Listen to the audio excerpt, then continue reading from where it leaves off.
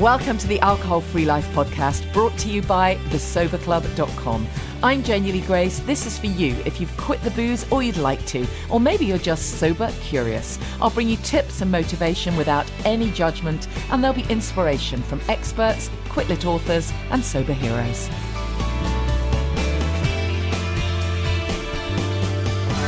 Hi and welcome to the podcast. How are you doing on this my goodness, kind of big news week in the UK, hasn't it been? Goodness.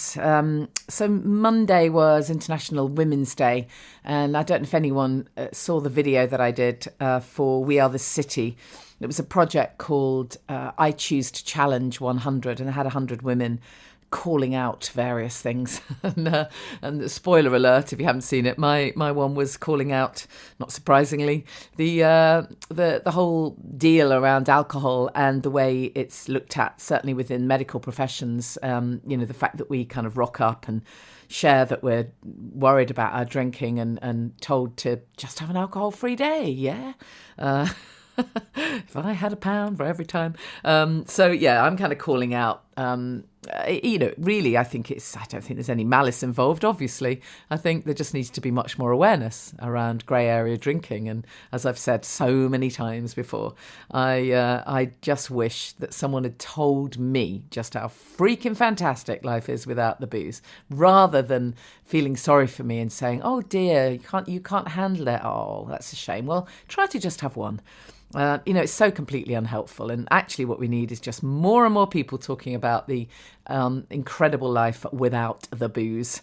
So that was my little vid at the beginning of the week. I was also calling out greetings cards companies as well, by the way, as it's Mother's Day in a couple of days in the UK. I'm just exhausted by the amount of gifts on sale that are gifts and cards that seem to suggest that, mums can't cope without their Prosecco or their G&T. And it's so invasive, this ridiculous kind of suggestion that women can't cope without booze. It's bonkers. But then again, you see, I have to point one finger back at myself and say I used to be part of this. I used to be part of this horrible mummy wine culture thing where, you couldn't possibly organise a kids' party unless there was alcohol for the adults, or even arrange a play date unless you took a bottle of booze. It's incredible how they get you, isn't it? Anyways, as you know, this podcast is for you if you're sober curious, if you're just starting to think about it, maybe just got a few stirrings of interest,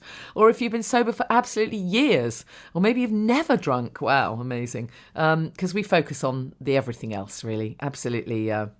Everything else to do with being happy, healthy, sober, which leads me nicely into the title of my book, if you haven't heard me talk about it already.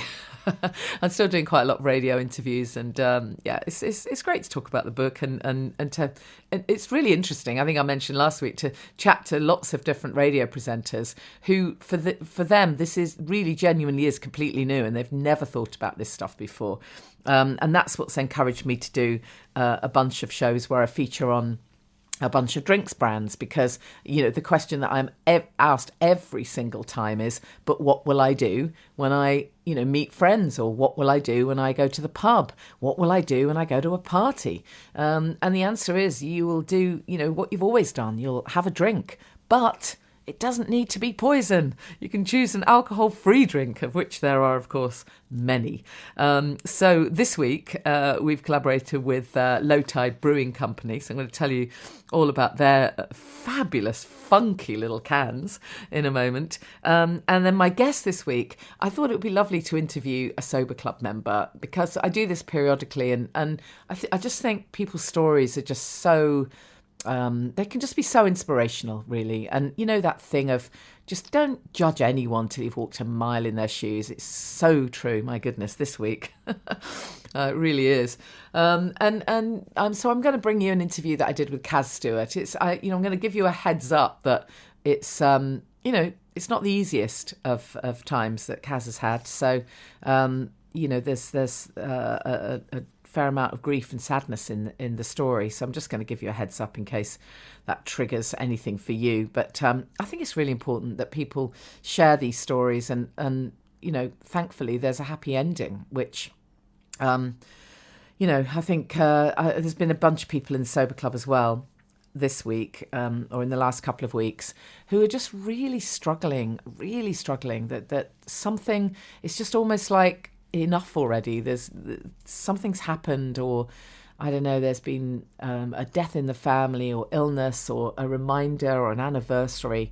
And just with everything going on, they're finding it really, really tough. So, what can I say other than what we do in the Sober Club is love bomb each other and support each other. And don't underestimate, the power of connection. Whatever's going on for you, just really reach out for help, because there absolutely is help available. And obviously, if it resonates, then, check out the Sober Club, because it is totally non-judgmental and super supportive. So let me tell you about Lowtide, this great brand, and really new, founded by a couple of guys who are cousins, Rob and Dave. And they're the ones that ran the online alcohol-free craft beer shop. It was called Crafty AF. And so obviously they were in a great position to try just about every alcohol-free beer on the market. And they tried masses, and then they thought, hold on a minute, there's something missing here, the true craft beer. So that's how Lowtide was born, with a mission to create beer that is packaged in cans with amazing artwork, and it really is. Tell you more about that in a minute. Tastes great and explores styles that haven't been nailed in the alcohol-free scene. The great thing also about these beers are that they're 100% vegan and alcohol-free. Now, I'm not really a beer drinker, and it's actually been really interesting for me to taste some of these, because I really quite like them, even though I'm not a beer fan. But what I've been told by people in my family who do drink beer is that these are just fantastic, because they've got beer styles. They've got double IPA. They've got hazy pale ale in collaboration with Electric Bear Brewing Company. They've got honeycomb and chocolate stout. I mean, that's worth it for the name alone, right? In collaboration with C84 Brew Co.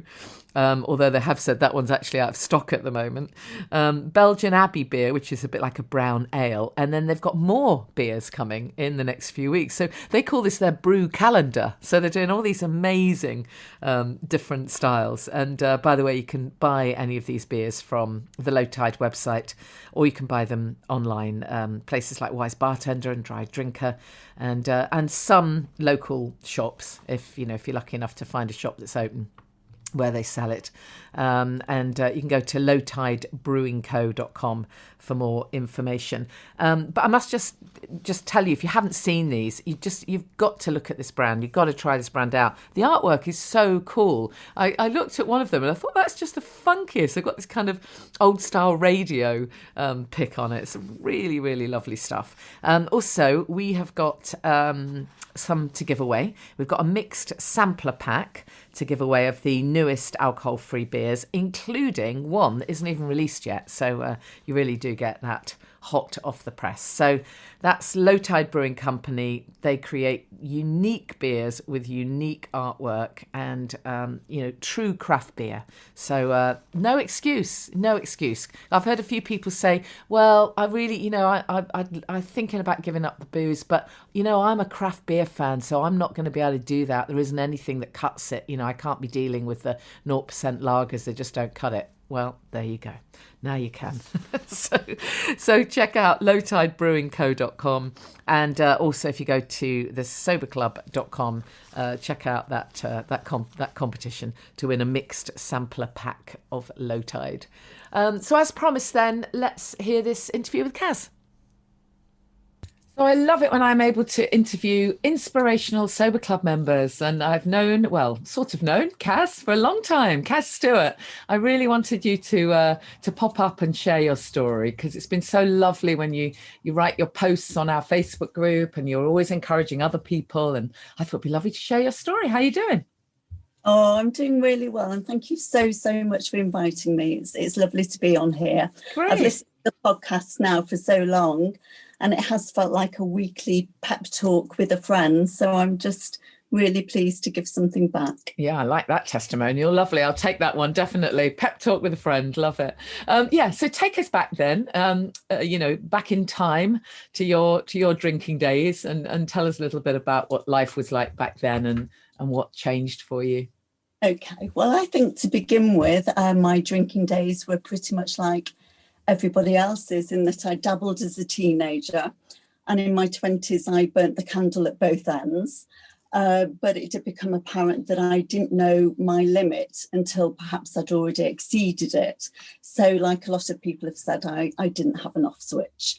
And that was all the way through my 20s. And it took really for me to settle down and have children, for me to be able to reset my relationship with alcohol. But I didn't reset it in terms of no longer using it as a bit of a crutch or a relief.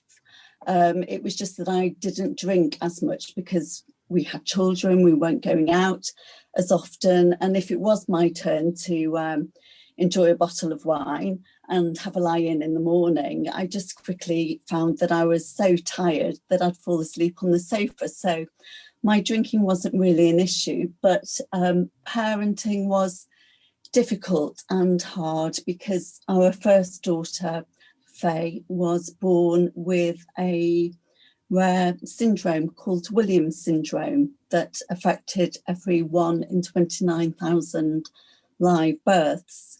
It was totally unexpected, and it took 6 months to get the diagnosis because I did think that there was something that wasn't quite right.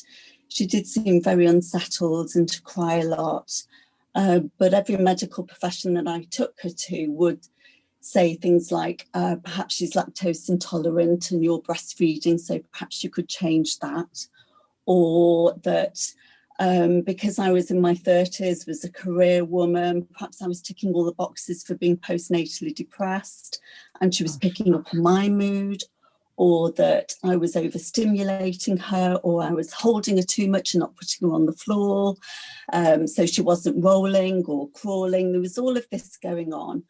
And in the end, after 6 months, we did receive the diagnosis that she had this rare condition and she had learning difficulties and developmental delays.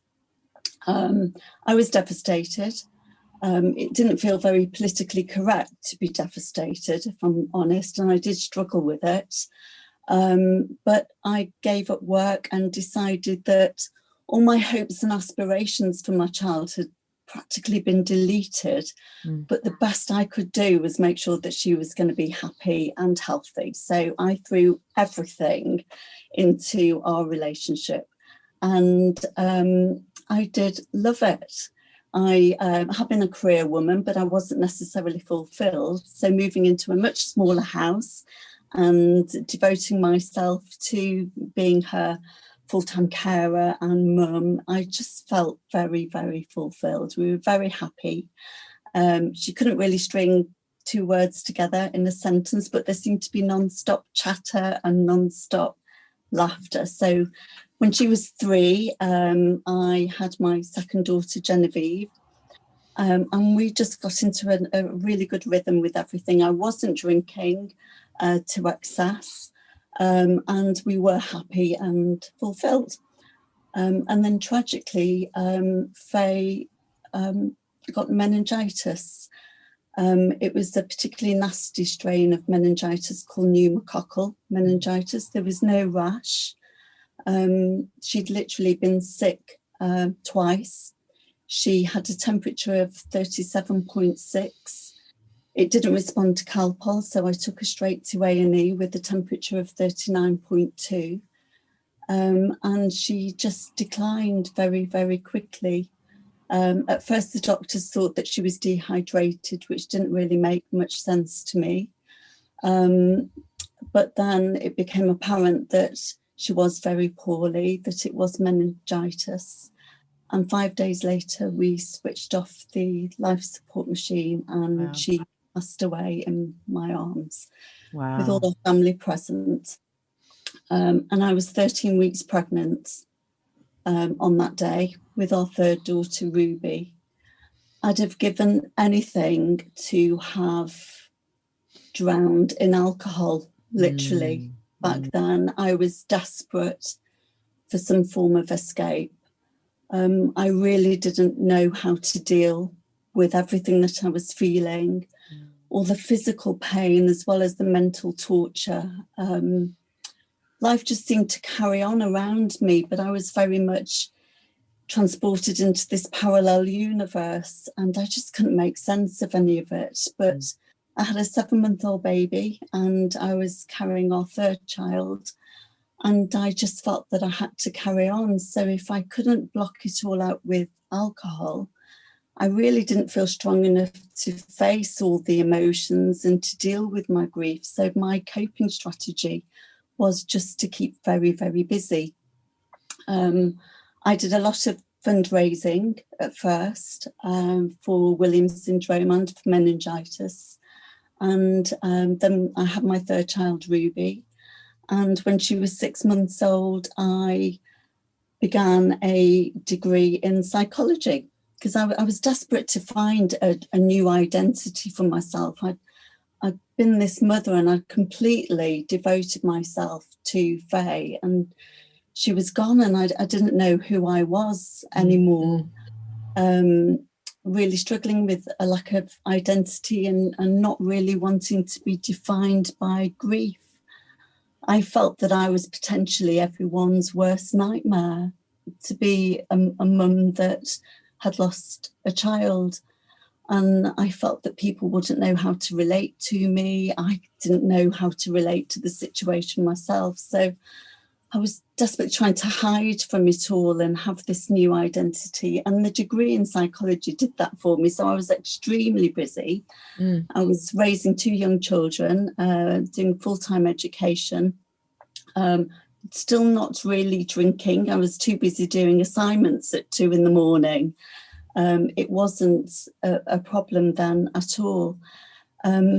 But once I got to the stage where I'd finished my degree and I'd been without Faye for longer than I'd been with her, when it got to the stage where Jenna had passed that age of 3.5, when my youngest daughter Ruby was approaching that age, and when Genevieve was about to start school, that was when all that kind of loss seemed to really, really hit me.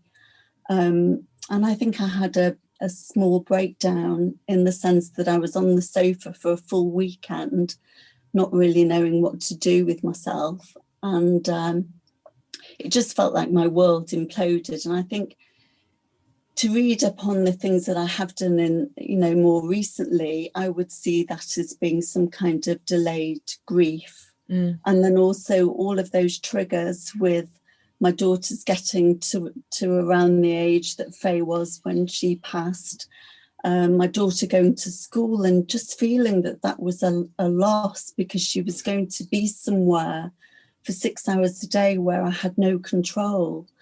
It was a massive trigger for me. And I knew that something had to give. And so I'd completed my degree and had started a PhD, but I gave up on the PhD and became a dinner lady. I literally followed my daughters into school. Right. And I stayed there, working my way up to be a higher level teaching assistant. But that was when my drinking really, really started. I think I was very depressed. I was struggling with all of those emotions and I was self-medicating what turned out to be a huge amount of anxiety. Yeah. So that needing to control. There was an enormous amount of guilt and shame and blame about losing my child. I felt that I hadn't been able to protect her. So I was desperate to protect everyone else around me. And I just self-medicated all of that with alcohol. I wasn't fulfilled in the job that I was doing. It seemed to tick all the boxes as far as keeping my family safe, but it wasn't necessarily, my hopes and dreams. Yeah. And the drinking definitely did become quite a big part of my world, and it did take over. Wow, what a story. I mean, gosh, where do we even start? Thank you for being so honest. And I know there'll be people listening who, that will really resonate with, because And what I find interesting is, how such extreme trauma, because that's what it is effectively. Isn't it interesting how, we tend to have this sense of, as you say, almost shame and guilt, as if we bring it back to ourselves. Yes. So now, so how many years ago was that, Caz? I lost Faye 16 years ago. 16. And so I suppose the drinking really it took hold once we'd been without Faye for about 4 years. Yeah. And it was interesting, actually, that you talk about trauma, because I didn't see, I don't suppose back in 2004 we knew what we knew now about grief. We're very buttoned up as a society. Yes. And I didn't see it in terms of trauma. I do now, but I didn't back then. And it felt that it was something that was very uncomfortable for everybody to deal with. Nobody could really understand it, let alone me. And yes, it just became about denial. Yes. More yeah. And now when you look back, I'll talk more about the drinking piece, in a moment. But just on this topic, because I know there'll be people who are who have had similar experiences. I have a very close friend who lost her son tragically. And I mean, there are no words, are there, for goodness sake? But when you look back now, particularly, it's interesting, you trained in psychology as well. So you've got that sort of perspective on it. I wonder if you look back now and you can see more clearly what might have helped you. What might have helped you back then so that you didn't have to suffer the same level of, I mean, of course, grief is hugely important and you need to grieve, but it feels like the berating yourself part, if only that could have been removed, what might have helped you? Well, I think some form of therapy would have helped. Yeah. I had to ask for it. It wasn't necessarily offered to me, and I had to ask for it. And it was about a year after I'd lost Faye, and it did help. And I got to the stage, actually, in that therapy. It was a person-centered counselling, with a student who was in her third year. And actually, I would say that if you are a bereaved parent and you have suffered such devastating loss, that perhaps you need to see people that are perhaps more experienced. But that was the counselling that was offered to me when I asked for it. And I did get to the stage on our last appointment where I'd had terrible guilt about switching off the life support machine. And on our last session together, I was able to say that I thought I was a good mum. And we both broke down in tears. But I didn't reinforce that. That was my last session. And I walked away having just said that the once. Right. So it's thoroughly something that I believed in. So I should have carried on with some form of therapy. Yeah, for sure. Definitely. Yeah. It's a much bigger topic than we've got time to go into here, but I'm sure you've heard me talk about family constellations, therapy work. Oh man, I really do believe that is incredible work. And I think if you ever had an opportunity to do a family constellation session, it's very powerful, and it's incredibly, it's an incredible way of honoring your rightful place in the family and Faye's rightful place, in your family. It's really beautiful. But anyways, we'll talk about that some other time. I'm going to do a session on family constellations, but I do really appreciate you sharing the story and its impact on you. And then in a sense for you, that drink then became your way of managing, self-soothing, I suppose. And then when did you realize that, enough, it has to stop?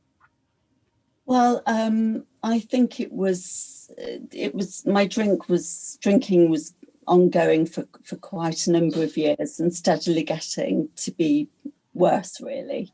But I was, being a lady of a certain age, was hitting the menopause as well. So the menopause was adding to the anxiety that was already there. The menopause was adding to the aches and pains that were already there. Yeah. My skin, my hair was affected, and my skin was already etched in pain.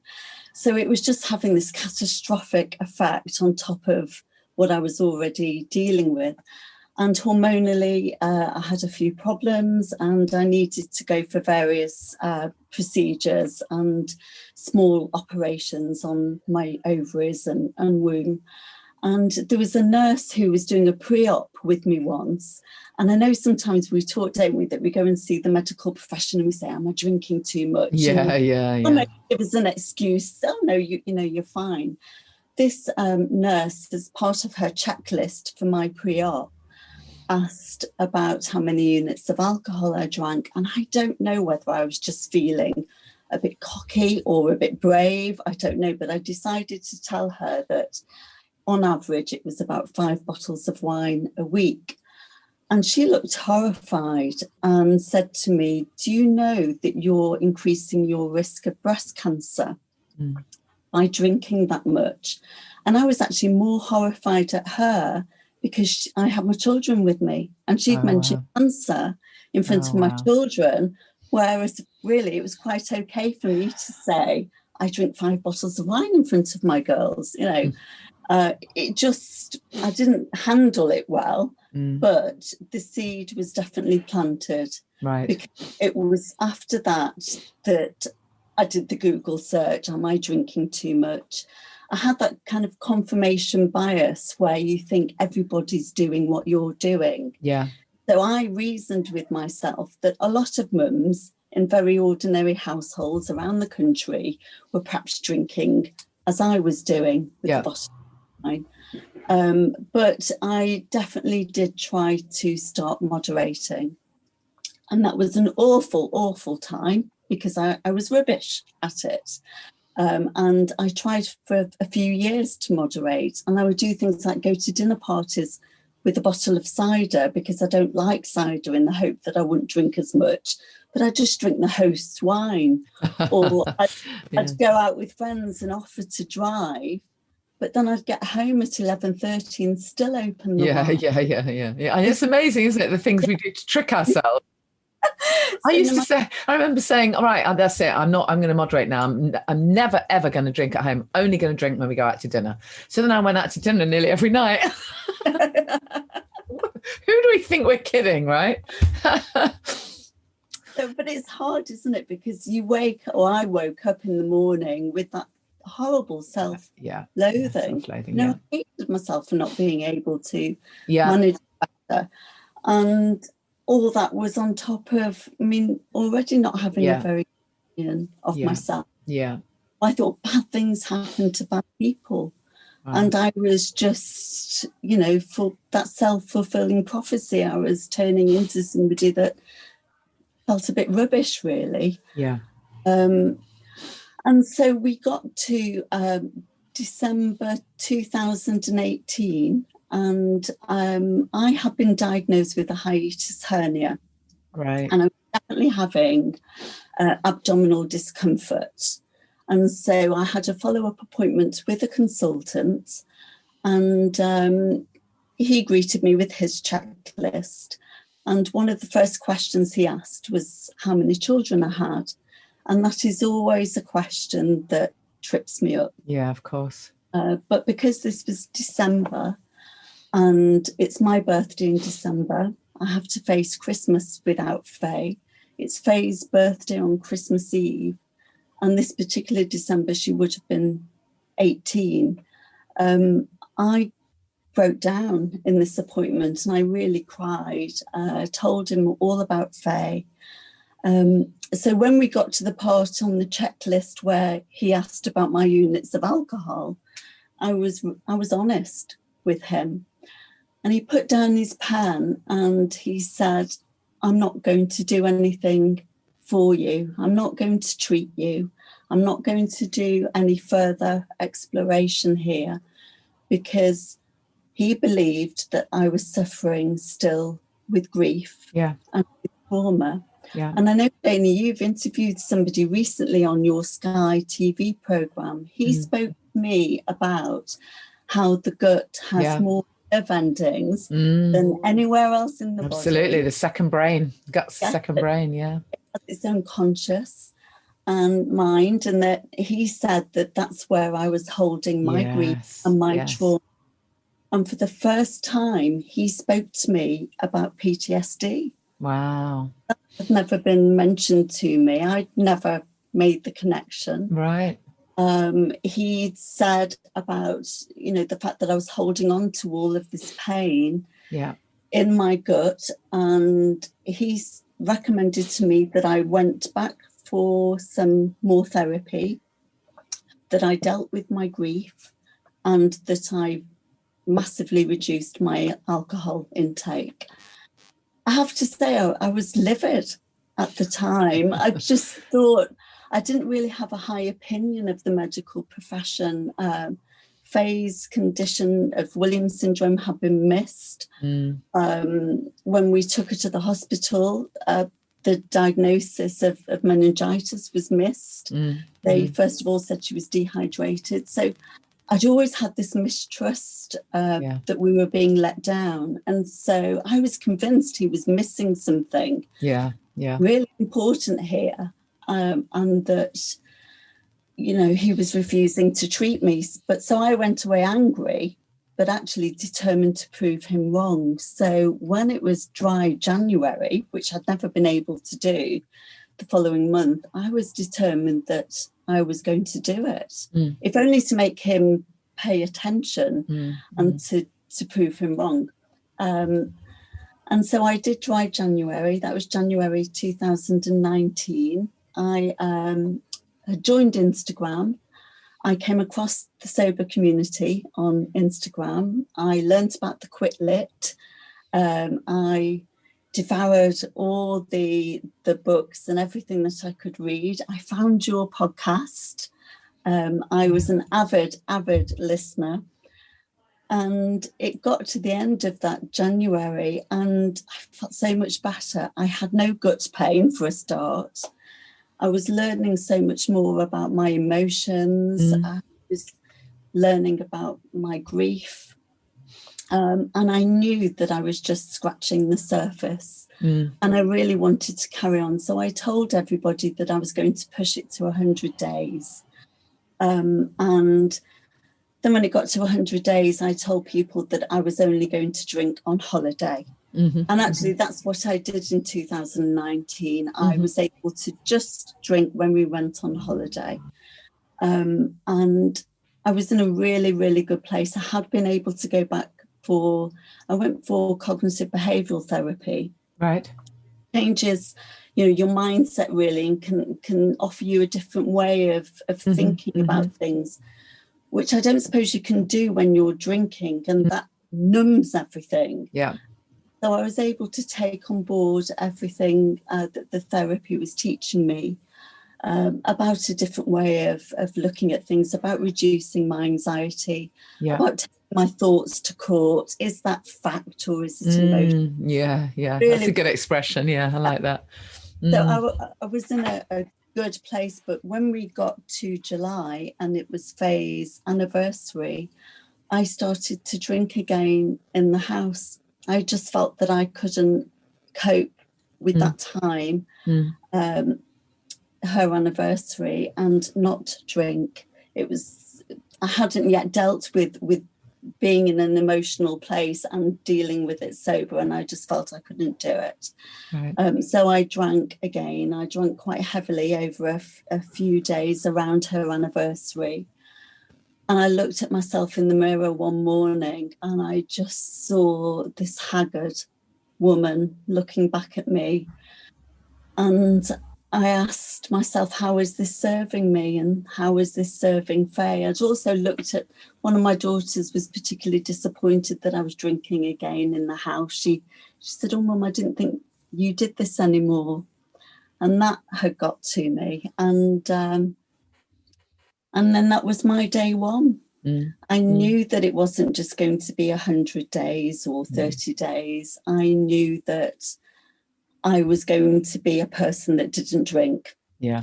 And if ever I'd looked for an identity, that was then it. Yeah, I was going to say, isn't it interesting how we do have to, it's not just about not drinking, it is about taking on that new identity. Yes. I mean, we could talk for hours, Caz, but just to cut to the good bits, tell us some of the benefits for you, because I know that, being, when you did, I know I spend so much of my life with my sort of positive Pollyanna hat on, but your story is, it's heartbreaking. It's absolutely heartbreaking. And yet I know that you have now got to a place where you do understand about the importance of embracing all emotions. Yes. And I know, I've read posts that you've written where you've been super helpful to other people, going through stuff. And that's what's amazing about, our community, is that sort of giving back. But what would you say for you have been the real sort of life-changing benefits of this journey, and where it pieces together? Well, when I got to 4 months sober on the day, I got my diagnosis of invasive breast cancer. I'd forgotten about that, but absolutely. So there's more. My goodness, yeah. Because I do believe that because I was sober, it saved my life, because cancer was estrogen positive. Right. It's very, very tricky, because nobody wants to ever think that we've caused our own cancer. I'm not saying that at all. I know. There has been studies that have said that estrogen can be increased with alcohol. My cancer was estrogen receptive. So I do feel that with not drinking, I wasn't feeding that cancer. Exactly. So because of that, my cancer was slow growing. I did take some quite drastic steps. I had a double mastectomy. I didn't need chemo. I didn't need radiotherapy. And I'm cured. And I was in the fittest place than I've ever been. So I was able to cope with recovering from my operation. Brilliant. I remember being in recovery after a 5-hour operation, and it was a male nurse that was bringing me round. And he said to me, "Wow, you look fantastic. You've just had this 5-hour operation." And the first words I said to him was, "It's my sober glow." Oh, how fabulous.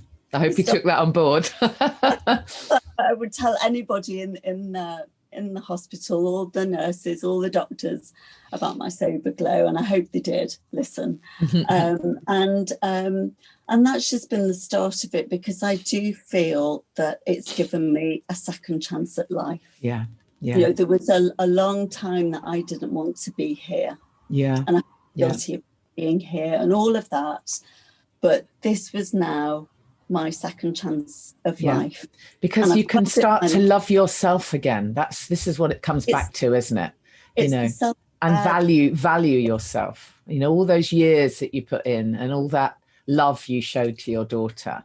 So her short time here, you were totally dedicated, and you need to really own that. And I'm sure that's been part of the work. It has been. It was learning all about self-care, which, like you say, it's not about spending lots of money. It's just buying myself a bunch of daffodils. It's just caring about yourself. I mean, it is. Sometimes it is those tiny little things that I would never have done for myself in a million years. I thought I was doing self-care by going and, having my hour off from being with my kids by having several glasses of Sauvignon. That I thought was my self-care. And then I used to walk around saying, "Oh, I love daffodils, but would I ever have bought myself a bunch?" Did you say? Of course I wouldn't. Don't be ridiculous. And also when I started, engaging in more self-care, I thought that I was doing it for my family, because they say to put on your own oxygen mask first. There was then, it took a while, but there has been a shift that I'm doing that because I deserve to do it. Yes, exactly. For me. Because you're worth it. Yeah. Yes. And of course then they benefit anyway, because the more you love yourself, the much better parent and, wife and mother and whatever you are anyway. Yeah. Definitely. And so the self-care was a big part of it. Also, just making that promise to myself and actually being able to achieve it, it's given me that sense of achievement. I know Denise Welsh was on here, wasn't she? Yeah. And she said it's the proudest thing she's ever done, really. I know. And really. I know that completely. That sense of achievement has given me self-worth. Yeah, perfect. And because of self-worth, I trust myself. Yeah. And I had all of that anxiety about desperately trying to keep everybody safe. But I couldn't have taken anybody to a hospital in the middle of the night. No. And I trust myself to make sensible decisions. I don't feel like I'm an accident waiting to happen anymore. I feel that I can keep my family safe. And because I feel safe, the anxiety has reduced. Yeah. I don't have as much fear. I feel very, very brave. Yeah. I feel like being sober definitely makes you brave. It really does. A warrior who can try. Totally. Yeah, amazing. Because of all of that, I've been able to allow some joy back in. Exactly. And there is a holy grail of living with grief, because grief never goes. No. It will always be there, of course, because the love's always there, and that's what grief is. Grief is love, but it is finding that way of, I suppose it's like stitching with a gold thread and weaving history of life. It's that kintsugi, when they have they put the pots together, broken pots together, don't they, with the gold seams? Exactly, and it can look beautiful, and it's a way of cherishing a memory. Yeah. And I feel that I have the clarity now that I didn't have when I was drinking, and because of that, I feel just more connected, more authentic. Yeah. More connected with Faye. I'm cherishing her memory. I'm living in a way that would make her happy. Exactly.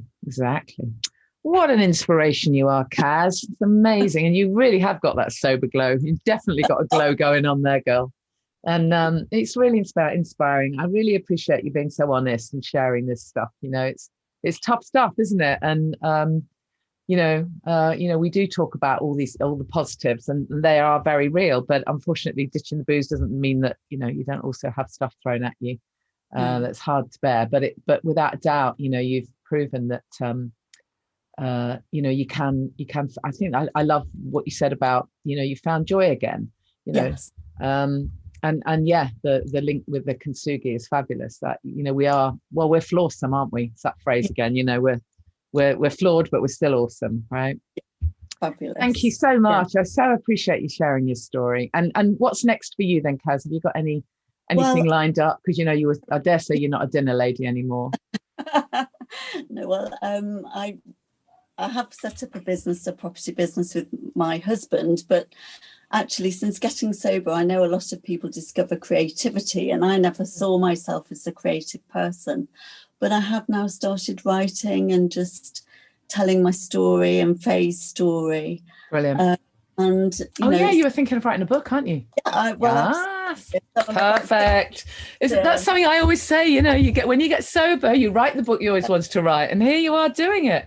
Awesome. And, what did I say? I think a couple of weeks ago about expression being the opposite of depression. Yes. And I really am finding that. And I just think, even if it's a book that stays in the top drawer, that might. No. Of course it won't. Don't be ridiculous. I won't let it. I'll get it. I'll come and get it out the drawer and promote it for you. That's so exciting. The future, I really am. And Janey, thank you for the Sober Club. I've been a member of the Sober Club now for over 12 months. I absolutely just relish it. there's such a fabulous group of people in there. Really the resources that you keep on coming up with, I don't know how you do it. And even in New Year, you said to us, is there anything else I can do for you? My goodness, there's already so much in there. But I did say, can you get a grief expert? So we got one. Yeah. You've got one. Yeah, looking forward to that. We're looking forward to that next week. Yeah. Because I have enjoyed the Sober Club so much and got so much out of it, and that connection, I've now also connected with the Compassionate Friends on Facebook, who have a private group for bereaved as well. Brilliant. And the connection, it's really true, isn't it? That opposite of addiction is connection. Opposite of any kind of loneliness or any kind of trauma is connection, because when you connect with other people, it changes everything. Otherwise we retreat within, don't we, and get convinced we're the only ones. So I love it. Right, Caz, thank you so much. I really appreciate it. Can't wait to read that book, get that book finished and out there. That will just be such an amazing thing. It's really look forward to reading it. That will be so great for you and for everyone else. Think of the difference you'll make, with other people. That will really help their lives. So yeah. Thank you, Caz. Make sure you let me know if you think you have an inspirational story or there's anyone you'd like me to interview on the podcast. Always worth, giving people a try. Don't have to be famous. I just love inspirational stories. So make sure you drop me a message. You can contact me on Instagram or on Facebook at Janey Lee Grace, or you can always just find me through the Sober Club. And don't forget, if you want that connection and that support and everything else we offer in the Sober Club, including an online course, Get the Buzz Without the Booze, and a whole bunch of amazing free gifts when you join us, by the way. It's a bit of a no-brainer, really. Then come to thesoberclub.com and check it out. Now, I've finally got news about our retreats that we had planned at Champneys, our wellness breaks. They're fantastically good, an amazing time to be able to really reconnect with other people who are like-minded and get yourself on track in terms of health and well-being. It's perfect for you whatever stage you're at. Doesn't matter. We've had people on our retreats who are literally day one or haven't even started ditching the booze yet. And on our last retreat, there was someone who was 6 years sober. And it works for everyone, because my thing is always focusing on the health and well-being. We do a lot of mindset stuff, some NLP, some EFT. We have yoga nidra. Of course, you can take part in whatever you want to. And then there's all the amazing facilities at Champneys. So we currently have some new dates, which we've put in place, and we're hoping they'll be able to go ahead. And obviously the way it works is that if you did book onto something that did get cancelled, then obviously we'll book you onto the next one. So I think there's a couple of dates left for the retreat at the end of May. I think it's 22nd, 23rd of May, but there's just a couple of places left for that. And then we've got one in June. I think we might have one in July. So there's a bunch of dates. So go to thesoberclub.com and click on events. Do get in quick for that, because the places do go quite quickly. It's obviously just a very small, intimate group. And if you'd rather go straight to the Champneys website, then you need to go to the Champneys website, click on retreats, and then Champneys website, click on health management, and then /retreats, and it's called Selfcare in Sobriety. And by the way, these are all at Champneys in Tring in Hertfordshire. It's their kind of flagship Champneys. So it would be just so fabulous to get to see some of you there. I mean, I hardly dare say it, because it feels so odd to be thinking about going anywhere, doesn't it? By the way, on that note, I am definitely going to do something around the fear that I think a lot of people have about coming out of lockdown. It seems a bit odd, but there's real trepidation over this feeling. Particularly if you have ditched the booze over lockdown, then you've been in your own kind of bubble, and I use that word in its traditional sense. And of course, you haven't had the same pressures of having to socialise and having to tell as many people. So understandably, there's a little bit of fear. And also, as human beings, we're not very good with change, are we? And it's taken us God knows how long to get used to effectively staying in all the time.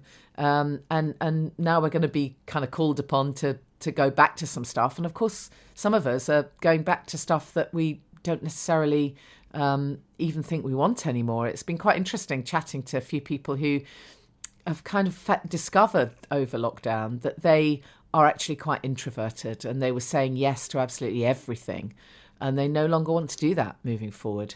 So I'm going to have find a cool expert and do a piece on that.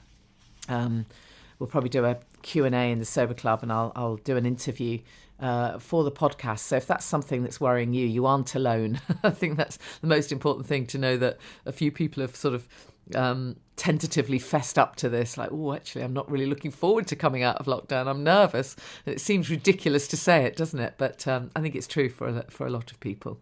So anyways, don't forget, get in touch if any feedback you want to give me about the podcast is always very welcome. Any suggestions for guests, always reach out if you need help. Do please buy the book. Of course, I'm going to tell you to do that. I'd love to be able to say that there's events and book signings and things, but, not yet. But meanwhile, you can grab the book, Happy, Healthy, Sober, Ditch the Booze and Take Control of Your Life, in all the usual places. If you want a signed copy, go to thesoberclub.com and click on shop. And I can do a signed copy, sadly only within the UK at the moment. And of course, check out our membership and check out Champneys if that's of interest.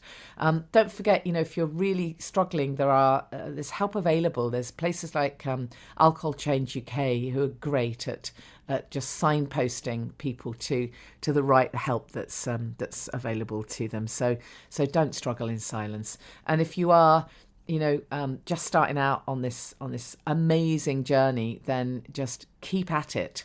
Just absolutely keep at it. I had someone write to me the other day who said that she had tried just so many times, been around the block so many times, and keeps kind of getting to, I don't know, whatever, 10 days or 12 days and then going back to day one. And you know what? It's not straightforward. Sometimes it's up and down, and it will click for you. Just focus on a better life without the booze. And the reason I mention that is because what she said at the end of her message was I'm determined, and my sort of mantra is I'm not giving up on giving up. Right, that was the mantra she's using. And of course, I had to say to her, "Oh, change your mantra, because you're not giving up anything at all when you ditch the booze. You really are not giving up anything. You are only gaining. So be really careful of the language. If we constantly sow that seed into our unconscious mind that we absolutely must give up, then that sows that seed of deprivation, that we've got to stop having something that's fabulously desirable and we can't have it. And, as I said at the beginning, that's what I want to call out, this concept that alcohol is great and it's just something wrong with you if you can't handle it. And it's not the case. So you really are not giving anything up if you're choosing to stop drinking. You are only gaining your life back. You're only gaining better health and well-being. So yeah, that was my top tip. Let's see how she gets on. I'll see you at the same time next week. Thank you for listening to the Alcohol Free Life podcast, brought to you by the Sober Club. Please rate and review. And if you want support, accountability and inspiration, and you want to live your best life without the booze, check out thesoberclub.com.